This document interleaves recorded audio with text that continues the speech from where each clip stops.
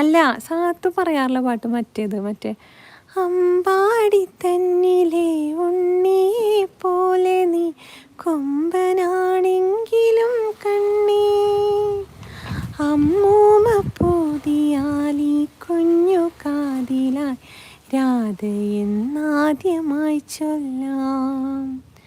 ഇല്ലിലാമുത്തിയെ കണ്ടു മയങ്ങു നീ നല്ല കിനാവുള്ള കണ്ണിൽ, ഇത്തിരി കൺമഷി മെല്ലെ പുരട്ടുവാൻ ഒത്തിരി മോഹിച്ചു പോയി ഞാൻ, ഒത്തിരി മോഹിച്ചു പോയി.